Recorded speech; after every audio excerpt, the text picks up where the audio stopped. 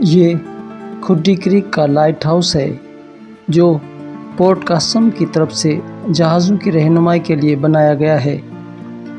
इसके ऊपर 4 लाइट लगाई गई हैं जो रात के वक्त आते जाते जहाज़ों की रास्ते के हवाले से रहनुमाई करती हैं। इसके ऊपर जाने के लिए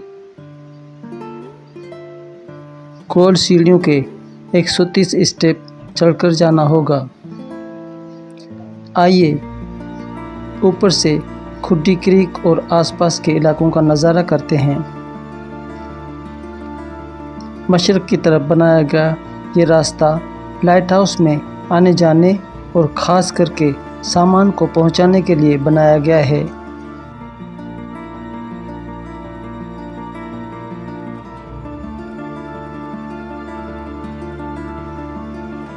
ये नॉर्थ का नज़ारा है।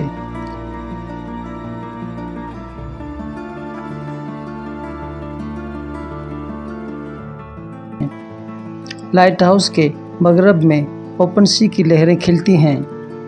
कहा जाता है कि ओपन सी का ये किनारा लाइट हाउस से 5 किलोमीटर से भी दूर हुआ करता था, जो ज़मीन के कटाव की वजह से अब कुछ गज़ के फासले पर बाकी है।